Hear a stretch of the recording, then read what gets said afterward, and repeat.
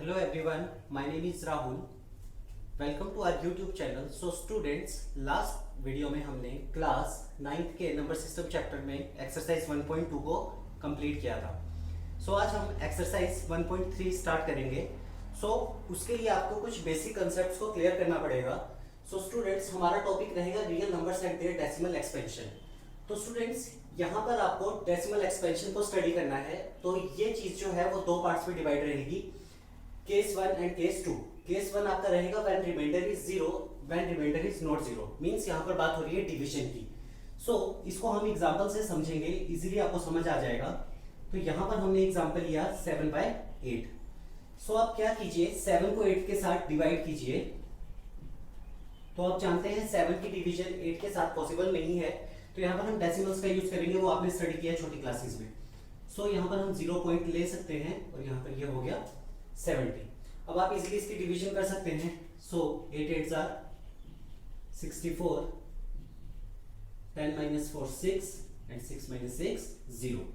So again 0, 8 7s are 56,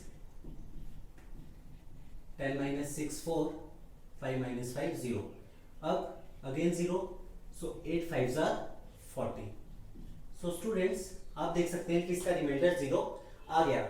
so students, जब भी आप किन्हीं दो नंबर्स का डिवीजन करेंगे, अगर आपको उसका रिमाइंडर 0 मिलता है तो उस तरह की डेसिमल एक्सपेंशन को हम कहते हैं टर्मिनेटिंग डेसिमल एक्सपेंशन. मींस आपने जब 7 को 8 के साथ डिवाइड किया तो आपका रिजल्ट रहा 0.875 और ये कंप्लीट डिवाइड हो गया है और आपको इसका रिमाइंडर 0 मिल गया है. तो इसको हम कहेंगे terminating decimal expansion. So I hope आपको ये कंसेप्ट समझ आया होगा. अब हम बढ़ते हैं केस 2 की तरफ. सो स्टूडेंट्स, केस 2 में हम क्या करते हैं, यहाँ पर फिर से एक एग्जांपल लेंगे और उससे समझेंगे कि ये किस तरह का डेसिमल एक्सपेंशन है. सपोज आपने एक नंबर लिया, रियल नंबर लेंगे यहाँ पर 1/7. सो आपने क्या किया, 1 को डिवाइड किया 7 के साथ. सो अगेन आप जानते हैं ये पॉसिबल नहीं है, तो डेसिमल का यूज करेंगे. 0.7 1s are 7, 10 minus 7 3 0, 7 4s are 28, 10 minus 8 2, 2 minus 2 0, again 0, 7 2s are 14, 20 minus 14 6 0, 7 8s are 56, 10 minus 6 4, again 0, 7 5s are 35, 40 minus 35 5 0, 7 7s are 49. So students, आप देख सकते हैं कि इसकी डिवीजन कंटिन्यूसली जा रही है और यहाँ पर आपको इसका रिमाइंडर 0 नहीं मिल रहा है. सो आप यहाँ पर देख सकते हैं हमने 1 से स्टार्ट की थी डिवीजन करनी और आपको रिमाइंडर में भी 1 मिल गया है वापस से. तो आपको क्या होगा कि ये जो क्वेश्चन है, जो आपको क्वेश्चन में मिली है, ये वैल्यू रिपीट करना स्टार्ट कर देगी. सो आपने यहाँ पर देखा कि आपकी डिवीजन कंटिन्यूसली जा रही है, आपको रिमाइंडर 0 नहीं मिल रहा है और आपका जो क्वेश्चन है वो है 0.142857 और ये कंटिन्यूसली आगे जाएगा और यही डिजिट्स आगे रिपीट करेंगे. तो इस तरह का जो डेसिमल एक्सपेंशन आता है उसको हम कहते हैं non terminating decimal expansion. I hope आपको ये भी कंसेप्ट क्लियर हो गया होगा कि नॉन टर्मिनेटिंग डेसिमल एक्सपेंशन क्या रहेगा जब आपको आपका रिमाइंडर 0 नहीं मिलेगा. अब इसी में हम एक और चीज को स्टडी करेंगे.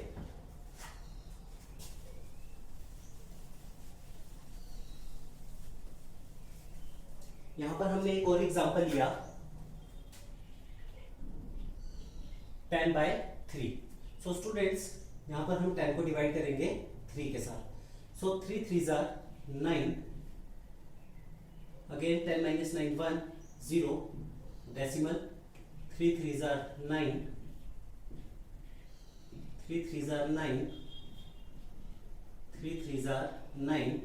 अब आप देख रहे हैं कि ये डिवीजन कंटिन्यूसली चल रही है और ये सेम नंबर रिपीट कर रहे हैं. इट मींस 3 3 रिपीट होगा. सो जब हमने 10 को 3 से डिवाइड किया तो आपका रिजल्ट रहा 3.3333 और ये कंटिन्यूसली आगे 3 3 जाएगा. सो स्टूडेंट्स आपने यहाँ पर देखा कि 3 जो है वो कंटिन्यूसली रिपीट कर रहा है, तो इस तरह के डेसिमल एक्सपेंशन को हम नॉन टर्मिनेटिंग डेसिमल एक्सपेंशन ही कहेंगे।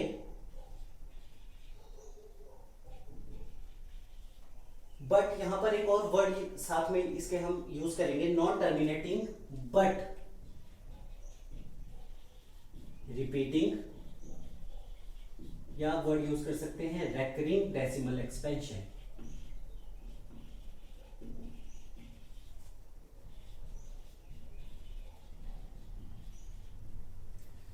सो स्टूडेंट्स, इसको लिखने का एक और तरीका है, जैसे अभी हमने डिवाइड किया था 10 को 3 के साथ, तो आपका रिजल्ट रहा 3.3333। सो आप इसको एक और तरीके से लिख सकते हैं, जैसे 3.3 रिपीट कर रहा है तो इसके ऊपर हम यूज करेंगे 3 बार। आप इसको पढ़ेंगे 3 बार, इट मींस 3 जो है वो कंटिन्यूसली रिपीट कर रहा है।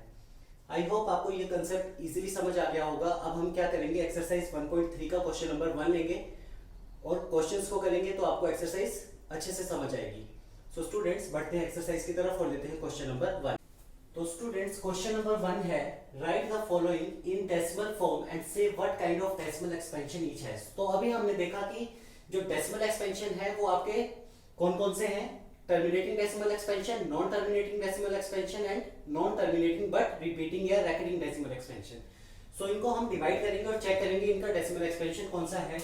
सो फर्स्ट पार्ट लिया हमने, यहाँ पर हम डिवाइड करेंगे 36 को 100 के साथ और चेक करेंगे इसका डेसिमल एक्सपेंशन। तो आप जानते हैं इसकी डेसिमल जो डिवीजन जो है वो पॉसिबल नहीं है, तो हम क्या करेंगे, यहाँ पर डेसिमल का यूज करेंगे। सो अब आप देख सकते हैं कि आप इजीली इसको डिवाइड कर सकते हैं। तो 100 3 jar 300, 0 6 minus 0 6 again 0, so 100 6 jar 600। सो आप देख सकते हैं कि यहाँ पर इसकी डिवीजन जो है कंप्लीट हो गई और आपको इसका रिमाइंडर जो है वो 0 मिल चुका है। सो 36/100 और आपका जो रिजल्ट है वो 0.36 है। अब इसका रिमाइंडर जो है वो 0 है, इट मींस इसका डेसिमल एक्सपेंशन कौन सा रहेगा, terminating. So it has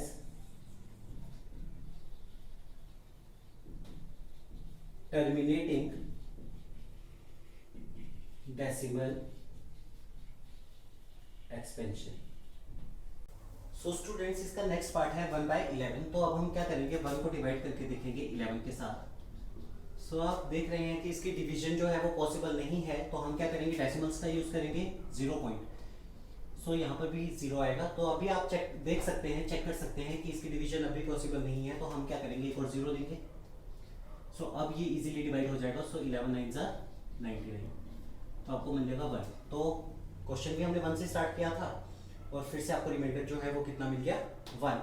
so अब ये पॉसिबल नहीं है, हमने क्या किया, एक और 0 लिया। अब 2 डिजिट एक साथ उतारे हैं तो यहाँ पर लगेगा 0। सो 11 9 जार 99, अगेन आपको जो रिमाइंडर है वो 1 मिल गया।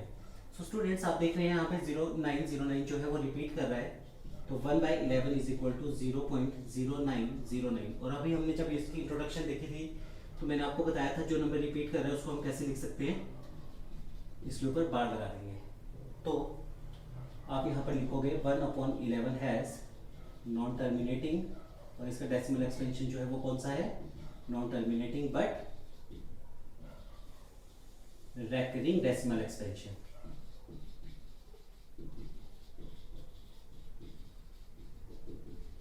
स्टूडेंट्स, ये इसका आंसर रहेगा। सो स्टूडेंट्स, इसका थर्ड पार्ट है 4 होल 1/8। यहाँ पर ये आपको क्वेश्चन जो है वो मिक्स फ्रैक्शन में दिया है, आपको इसको इम्प्रॉपर फ्रैक्शन में कन्वर्ट करना पड़ेगा। सो 8 4 जार 32, 32 + 1 33/8। अब आप 33 को 8 से डिवाइड कीजिए। सो 8 4 जार 32, 3 - 2 1 0। सो यहाँ पर अभी हमने 0 की 8 मीन्स यहाँ पर डेसिमल लगेगा। 8 1 jar 8, 10 - 8 2, again 0, 8 2 jar 16, 20 - 16 4, again 0, 8 5 jar 40। So students, आप देख सकते हैं कि जो आपका रिमाइंडर है वो कितना आ गया, 0। अगर आपका रिमाइंडर 0 आ गया है, इट मीन्स ये कौन सा डेसिमल एक्सपेंशन रहेगा, टर्मिनेटिंग डेसिमल एक्सपेंशन रहेगा। सो आप इसका आंसर लिख सकते हो 4 whole 1/8 has